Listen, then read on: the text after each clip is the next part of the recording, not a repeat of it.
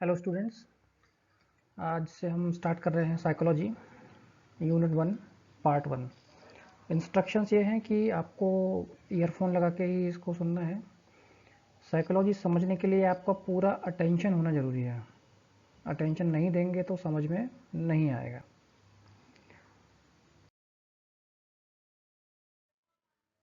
ये आईएनसी का साइकोलॉजी का सिलेबस है जिसके अकॉर्डिंग ही हम चल रहे हैं। फर्स्ट यूनिट है introduction.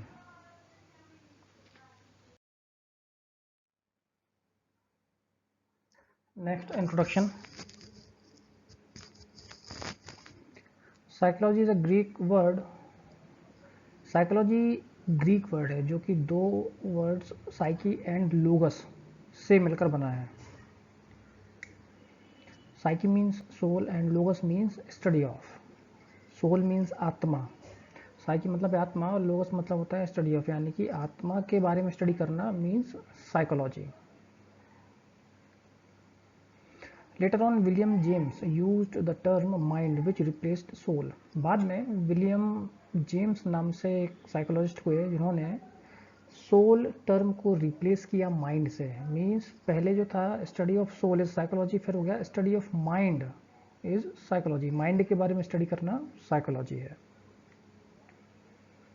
As year went by the meaning of psychology is changed. जैसे जैसे साल निकलते रहे, समय निकलता रहा, वैसे वैसे साइकोलॉजी का मीनिंग चेंज होता रहा। The current definition of psychology as the systematic study of human and animal behavior come to accepted। Means आज का जो समय चल रहा है, आज के समय में psychology is the systematic study of human and animal behaviour. Human और एनिमल के बिहेवियर के बारे में स्टडी करना साइकोलॉजी है।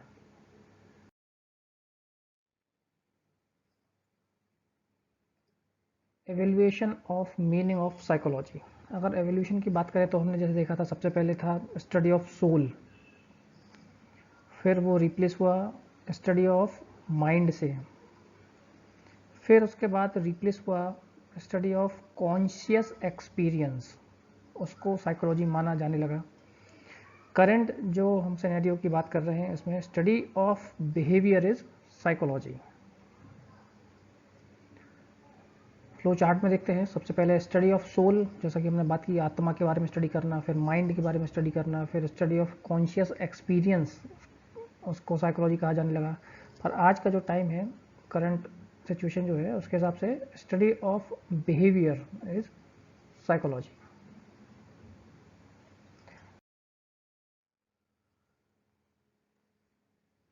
मीनिंग ऑफ बिहेवियर, जैसा भी हमने देखा कि हमारी जो करंट डेफिनेशन चल रही है उसके हिसाब से ह्यूमन और एनिमल के बिहेवियर के बारे में स्टडी करना साइकोलॉजी है।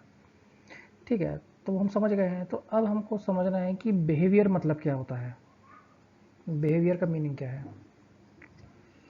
The term behaviour include, behaviour में क्या क्या इंक्लूड होता है। फर्स्ट है मोटर और cognitive activity like walking, swimming, dancing. जितनी भी फिजिकल एक्टिविटीज़ होती हैं हम करते हैं, वॉक करना, रनिंग करना, डांस करना, जो भी फिजिकल एक्टिविटी कर रहे हैं वो मोटर एक्टिविटी।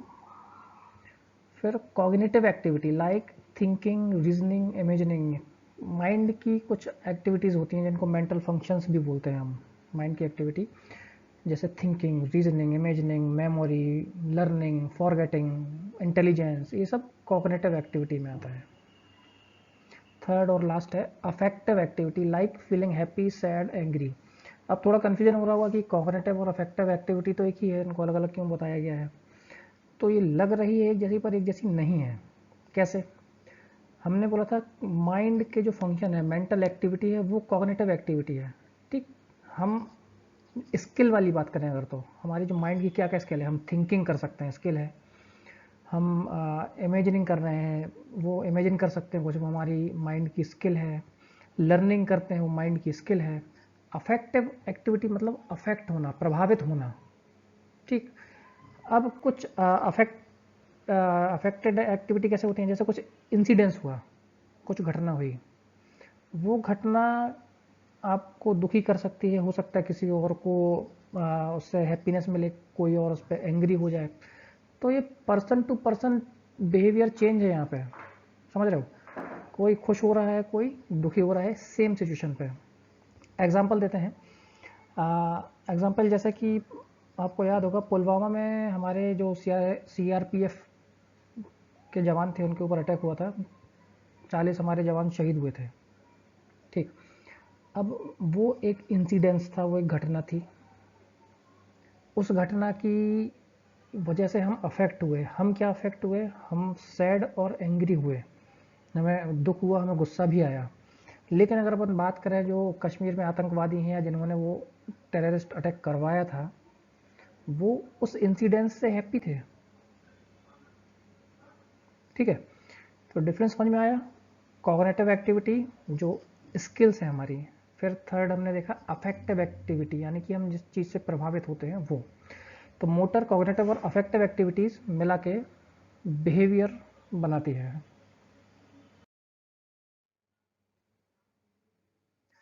नेक्स्ट देखेंगे हम history and origin of science of psychology, यानी कि हिस्ट्री, इतिहास क्या रहा है और ओरिजिन स्टार्ट कहाँ से हुआ psychology. The success of experimental method in physical science. Physical science में कुछ एक्सपेरिमेंटल मेथड यूज़ किए थे साइंटिस्ट ने, जिनका रिजल्ट अच्छा मिला। उसकी वजह से कुछ फिलोसोफर या थिंकर्स इनकरेज हुए। उन्होंने सोचा कि माइंड और बिहेवियर को भी स्टडी किया जा सकता है साइंटिफिक मेथड में। फिर 1879, in 1879 the first psychological laboratory was established at University of Leipzig by German philosopher and psychologist Wilhelm Wundt। 1832 में इनका बर्थ हुआ था, 1920 में इनकी डेथ हुई थी। He was the first to measure human behavior accurately and he is known as the father of psychology। ये first ऐसे ह्यूमन थे, ऐसे इंसान थे जिन्होंने ह्यूमन बिहेवियर को मेज़र किया था एक्यूरेटली, इसलिए इनको फादर ऑफ साइकोलॉजी कहा जाता है। विलियम वुंड के बाद कुछ और थ्योरीज भी आई। स्ट्रक्चरलिज्म का दौर आया, गेस्टाल्ट साइकोलॉजी का दौर आया, फंक्शनलिज्म का दौर आया, बिहेवियरिज्म का दौर आया। उसके बाद फिर आया साइको एनालिसिस।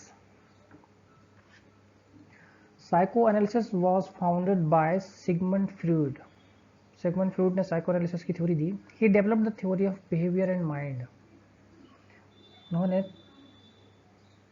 बिहेवियर और माइंड की एक थ्योरी डेवलप की, विच सेड दैट, जिसमें कहा गया much of what we do and think result from urge और drives which seek expression in behaviour and thought.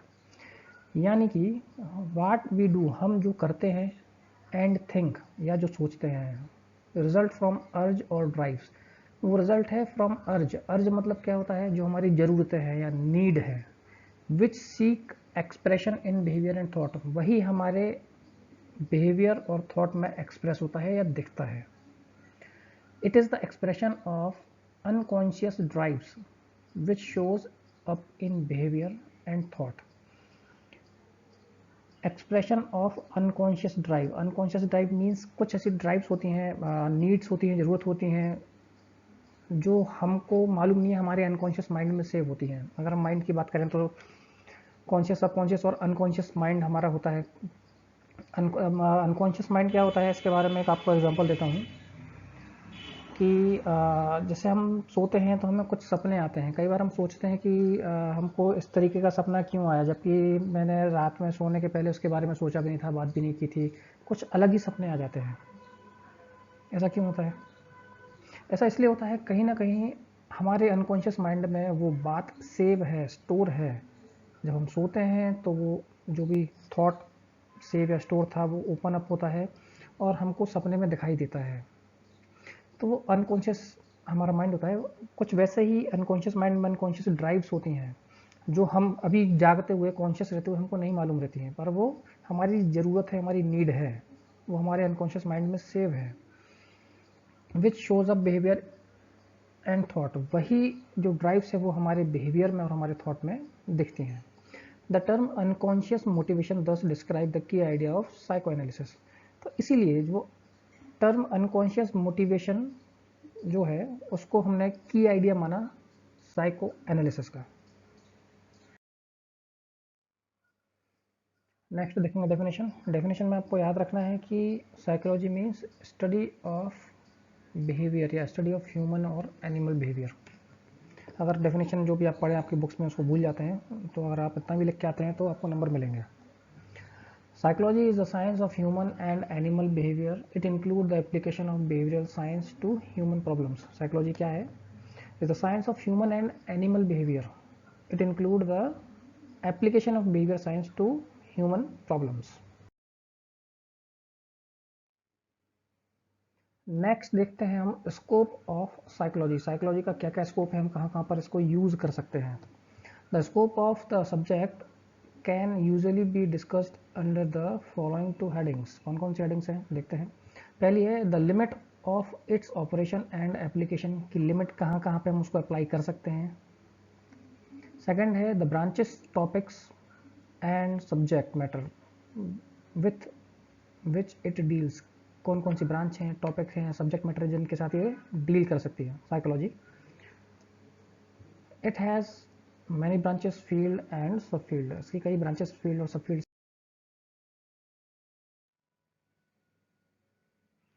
Next अब हम देखते हैं ब्रांचेस ऑफ प्योर साइकोलॉजी। अगर स्कोप के बारे में हम बात करें तो उसको हमने डिवाइड कर रखा है प्योर साइकोलॉजी और अप्लाइड साइकोलॉजी में। तो सबसे पहले प्योर साइकोलॉजी की ब्रांचेस हम देखेंगे। साइकोलॉजी मतलब दिमाग में क्लियर रखना है स्टडी ऑफ बिहेवियर। फिर प्योर साइकोलॉजी में फर्स्ट ब्रांच है जनरल साइकोलॉजी। जनरल साइकोलॉजी मतलब क्या? General psychology deals with the fundamental rules, principles and theories of psychology in relation to study of behaviour of a normal adult. इसमें हम जो general fundamental rules हैं या principles हैं psychology के या थ्योरी हैं उनको ध्यान में रखते हुए नॉर्मल एडल्ट के बिहेवियर के बारे में स्टडी करते हैं, उसको बोलते हैं जनरल साइकोलॉजी। फिर है एबनॉर्मल साइकोलॉजी। ठीक है, साइकोलॉजी मतलब स्टडी ऑफ बिहेवियर, हमेशा ध्यान में रखना है। अब एबनॉर्मल साइकोलॉजी का मतलब क्या है? Abnormal psychology deals with the behaviour of individual who are unusual, यानी कि जिसका बिहेवियर अनयूजुअल है, नॉर्मल नहीं है, उसके बारे में स्टडी करना abnormal psychology. It include mental disorder, their cause and treatment. Mental disorder उनके क्या क्या कारण रहे या उनका क्या ट्रीटमेंट है, उसके बारे में हम एबनॉर्मल साइकोलॉजी में पढ़ते हैं। नेक्स्ट है social psychology. Social psychology means social psychology deals with the group behaviour. It studies various type of group phenomena such as public opinion. Group behaviour की बात हो रही है यहाँ पे।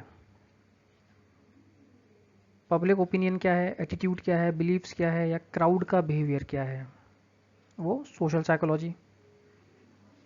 नेक्स्ट है physiological psychology. This branch of psychology describe and explain the biological and physiological basis of behavior। Means जो behaviour है उसका कुछ बायोलॉजिकल या फिजियोलॉजिकल जो कॉज है वो हम इस ब्रांच में पढ़ते हैं। It concern the structure and function of sense organ, जैसे कि हमारे 5 सेंस हैं उनके थ्रू हम परसीव करते हैं, वो उसमें कुछ अगर है ऊपर नीचे तो वो हमारे बिहेवियर को अल्टर कर सकता है। Nervous system, muscle and gland underlying all behaviour. Senses हो गए, उसके बाद नर्वस सिस्टम, मसल और ग्लैंड, ये सब हमारे बिहेवियर को अफेक्ट करते हैं। It emphasises on the influence of bodily factor on human behaviour, यानी कि जो बॉडीली फैक्टर है वो ह्यूमन बिहेवियर में कितना चेंजेस ला रहा है या अफेक्ट कर रहा है। जैसे कि अगर हम बात करें किसी को कुछ पर्टिकुलर डिसीज़ है, कुछ कंजेनाइटल प्रॉब्लम है, कंजेनाइटल प्रॉब्लम मीन्स बर्थ से कोई डिसीज़ है जो कि क्योर नहीं हो सकती है, तो ऐसे जो लोग हैं और जो हम बोले जो नॉर्मल हैं उनको सब कुछ ठीक है, दोनों के बिहेवियर में थोड़ा बहुत अल्ट्रेशन होगा ही, तो वो सब हम पढ़ते हैं फिजियोलॉजिकल साइकोलॉजी में। नेक्स्ट है पैरासाइकोलॉजी। पैरानॉर्मल एक्टिविटीज़ का नाम सुना होगा आपने, जिसमें कुछ एपिसोड्स या सीरीज या मूवीज़ हैं जिसमें पैरानॉर्मल एक्टिविटीज़ के बारे में बात करते हैं, यानी भूत प्रेत के बारे में, वही है पैरासाइकोलॉजी। यानी कि it deals with the extra sensory perception, means हम बात करते हैं 5 सेंसेस हैं, 6th सेंस के बारे में अगर हम बात कर रहे हैं, कॉज ऑफ रीबर्थ, पुनर्जन्म, टेलीपैथी, टेलीपैथी मीन्स कि दुनिया में किसी से भी बैठे बैठे मन के द्वारा बात करना, उसके बारे में जो स्टडी होती है वो पैरासाइकोलॉजी। नेक्स्ट है जियो साइकोलॉजी। जियो मीन्स पृथ्वी, भूगर्भ शास्त्र जो है उसके बारे में बात हो रही है। This branch of psychology describe and explain the relation of physical environment, particularly weather, climate, soil with behaviour, जिसमें हम वेदर या क्लाइमेट, उसके बिहेवियर के बारे में, सॉइल के बिहेवियर के बारे में स्टडी करते हैं, जियो साइकोलॉजी। नेक्स्ट है developmental psychology. Developmental psychology means this branch of psychology describe the process and factor that influence the growth and development in relation to the behavior of an individual from birth to old age। हम अगर बात करें तो from birth till old age, age के हिसाब से हर किसी का बिहेवियर चेंज होता है, बदलता है, वो हम पढ़ते हैं डेवलपमेंटल साइकोलॉजी में। इसके फिर कुछ फर्दर और सब क्लासिफिकेशन है, कुछ सब ब्रांचेस हैं, जैसे कि child psychology, adolescent psychology, adult psychology और ओल्ड एज साइकोलॉजी। लास्ट है experimental psychology. Experimental psychology means नाम से समझ में आ रहा है एक्सपेरिमेंट से रिलेटेड कुछ है। This branch of psychology studied the way and mean of carrying out psychological experiment by using scientific method. Scientific method use करते हुए कुछ साइकोलॉजिकल हम एक्सपेरिमेंट करते हैं, उसको हम उसके अंदर हम देखते हैं एक्सपेरिमेंटल साइकोलॉजी में। जैसे कि कुछ मेंटल स्किल्स हैं या कॉग्निटिव फंक्शंस इसको हम बोलते हैं, कि learning, memory, sensation, perception, motivation, intelligence, forgetting, ये सब। तो इनकी जो थ्योरीज होती हैं वो कैसे बनती हैं, कुछ साइकोलॉजिकल एक्सपेरिमेंट होते हैं। वैसे ही जैसे कि एक एग्जांपल बताता हूँ मैं आपको, कि एक अभी शायद लर्निंग में आप देखेंगे आप आगे, कि एक एनिमल डॉग को कुछ पर्टिकुलर साउंड क्रिएट करके घंटी बजाते थे, फिर उसको खाना देते थे। हमने प्रैक्टिस ऐसी लगातार की, घंटी बजाई खाना दिया, घंटी बजाई खाना दिया। फिर कुछ समय बाद हमने सिर्फ घंटी बजाई पर खाना नहीं दिया, पर उससे हुआ क्या कि जो डॉग था उसका स्लाइवेशन स्टार्ट हो गया। मीन्स वो लर्न कर चुका था कि घंटी बजेगी तो उसको खाना मिलेगा। तो एक थ्योरी है ये लर्निंग की, वो सब हम इस टाइप में देखते हैं एक्सपेरिमेंटल साइकोलॉजी में। नेक्स्ट अब देखते हैं क्या है।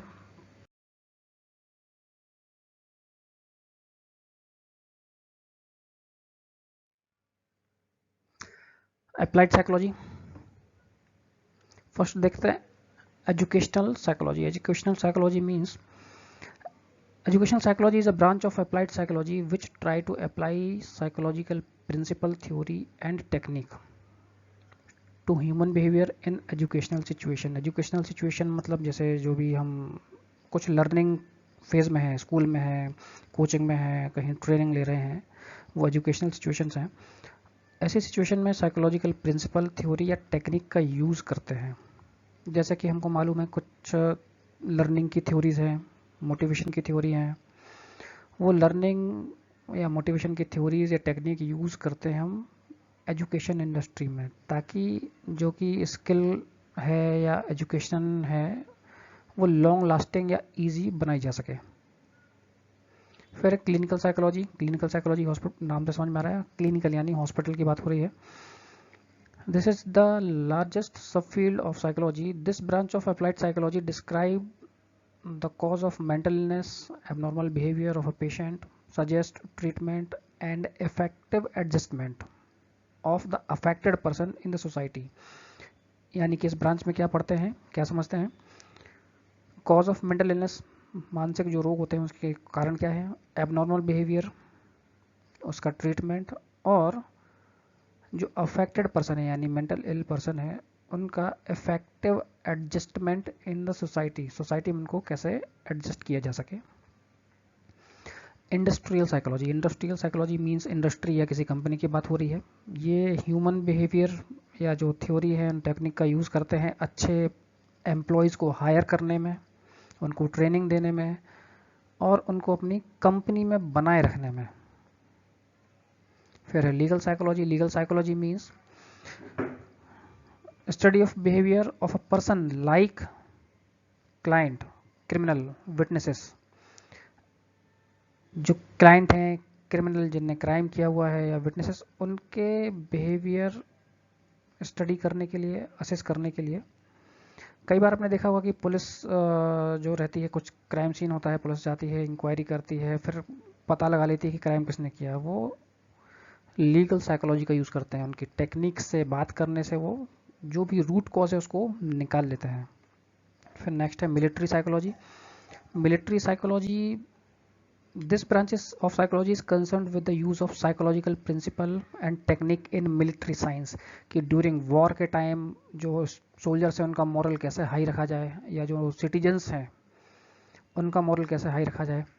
अब जैसे कि आपने विंग कमांडर अभिनंदन के बारे में देखा ही होगा, जब पुलवामा अटैक के अगेंस्ट में एयर स्ट्राइक किया था इंडिया ने, तो विंग कमांडर अभिनंदन पाकिस्तान चले गए थे, पाकिस्तानी आर्मी ने उनको कैप्चर कर लिया था। यहाँ पर पूरे देश में हर कोई उनको लेके डर रहा था, घबरा रहा था। लेकिन अगर आपने वीडियो देखे होंगे विंग कमांडर अभिनंदन जी के, तो उनके चेहरे पे स्माइल बनी हुई थी, अच्छे से बात कर रहे थे, चाय पी रहे थे, 2 दिन बाद वापस भी आ गए। मिलिट्री साइकोलॉजी कि ड्यूरिंग वॉर अपना मॉरल कैसे हाई रखना है। फिर है last political psychology. Political psychology में this branch of psychology relate itself with use of psychological principle technique in studying politics and driving political gains. Politics के बारे में स्टडी करते हैं और पॉलिटिकल गेन, जैसे कि अभी हमने बात किया था प्योर साइकोलॉजी में कि सोशल साइकोलॉजी, पॉलिटिकल साइकोलॉजी में सोशल साइकोलॉजी भी इंक्लूड होती है, और ग्रुप का जो बिहेवियर है वो भी इसमें असेस करते हैं। तो ऑल अबाउट अप्लाइड साइकोलॉजी। ये फर्स्ट यूनिट जो हमारी है इंट्रोडक्शन, इसमें 2 पॉइंट हमने कवर कर लिए हैं। नेक्स्ट जो वीडियो रहेगा उसमें फिर आगे के 2 पॉइंट हम कवर करेंगे। Thank you.